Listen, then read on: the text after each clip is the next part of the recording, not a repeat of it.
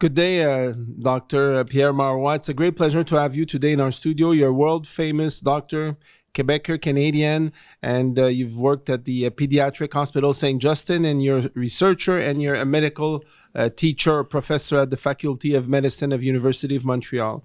I'd like you to explain to the Canadian citizens or anybody in the world that are following us, why is it so important to integrate hyperbaric medicine in normal medical treatments in the hospitals and everywhere in the medicine, and what pathology does it affect? Yeah. Hyperbaric medicine has been there for about 100 years. And in Canada, we're not very good with it, because in Canada, I don't think we have 10 hospitals who have hyperbaric chambers. And in the United States, it's more than 1,200 hospitals who have hyperbaric chambers. And it can help so much in so many conditions. There are already 14 conditions that are recognized as good indication for the treatment. But there are dozens of others that could be included also. We know that it helps people that have brain damage, like cerebral palsy, autism, stroke, patient with stroke,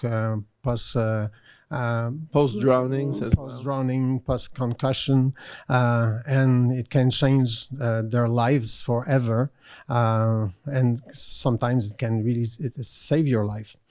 So there are 14 indications that are paid for by the government, but it's very small indications. But there are thousands and thousands of people every month in Canada that should be allowed to have this treatment, because for example, myself, I had a big concussion, and if it was not for hyperbaric treatment, I had only 1 hour of treatment.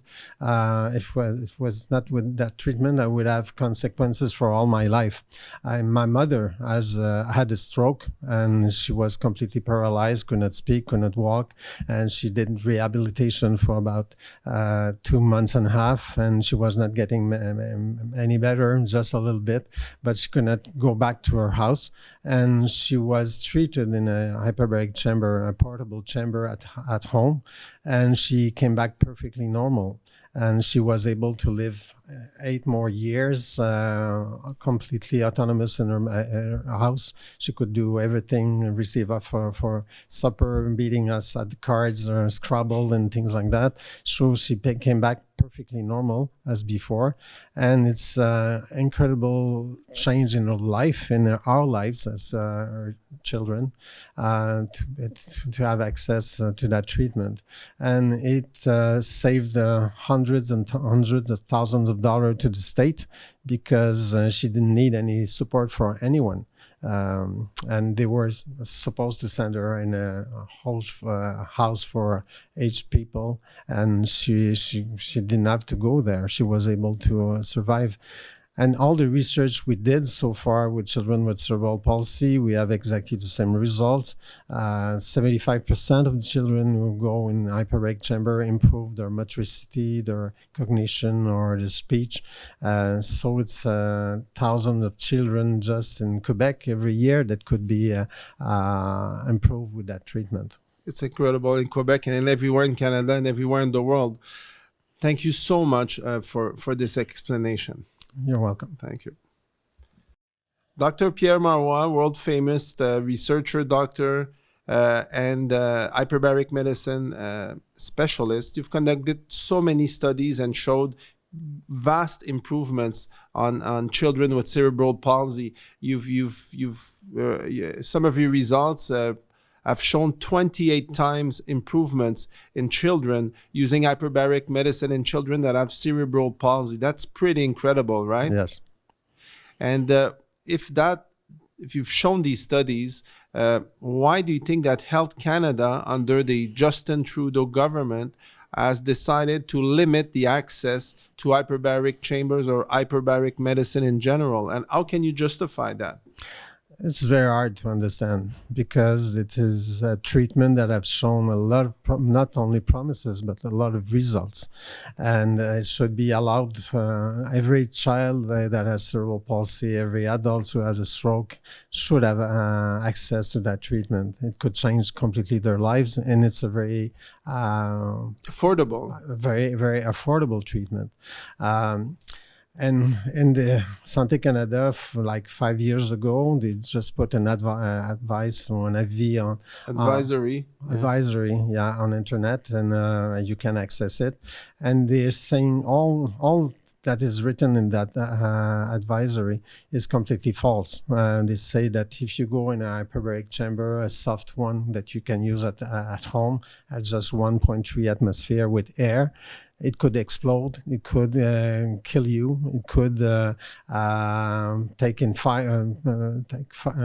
You can have fire with it, but it's completely false. And we tried with lawyers to confront them, and they just don't give any answers. When we ask them, where do you take those comments and this advisory, where does that come from? They don't. They just tell us that they don't never reveal where they take their advice, and so we don't even know who wrote that.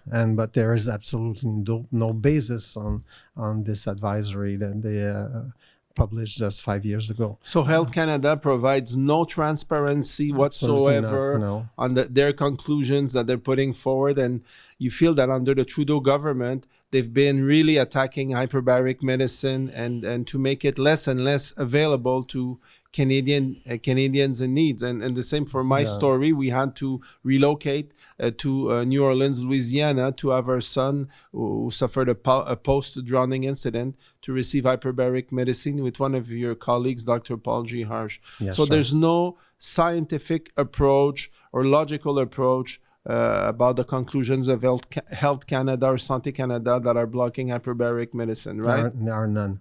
None. Exactly. So besides maybe something called lobbying, intense lobbying in Ottawa, but who knows? We know. Yep. Exactly. So hopefully we'll try to clean up medicine, public medicine, and increase the availability of hyperbaric medicine for all citizens in Canada. So just to conclude, can you give us a few ideas of the diseases or that it can cure or help to cure partially or totally? What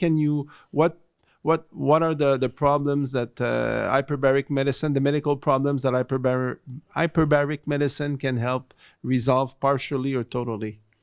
In fact, I did most of my research in neurological conditions, and we know that it can help children with cerebral palsy. We know also, and research have been done elsewhere on the planet on stroke, on concussions, on a lot of even long COVID.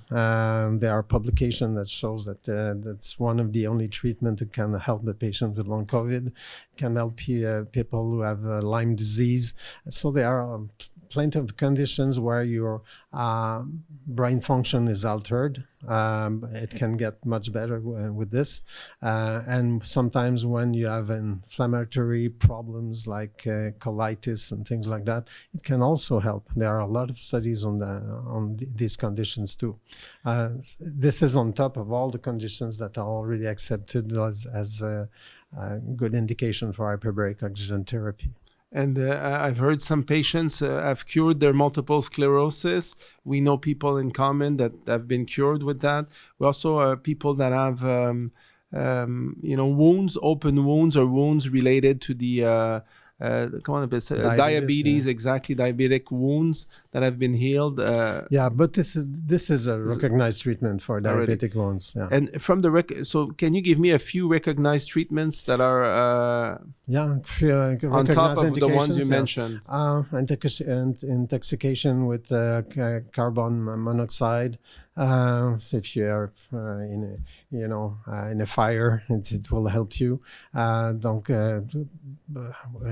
When you're diving, deep sea diving, all the osteoradionecrosis, when you have radiation therapy and your bone is just getting in the state of decay. Exactly, so it can help. And osteomyelitis, when it's very deep and there is no treatment that help, that's the only treatment. But this is still recognized in the indication. It's already recognized. Yeah, yeah. Dr. Marois, it's a great privilege and an honor. We'll have in a month from now a 1 hour interview or 1 hour and a half interview with you in English, going through all of hyperbaric medicine in depth. I thank you very much for being with us today. Yeah, you're really welcome. Thank you.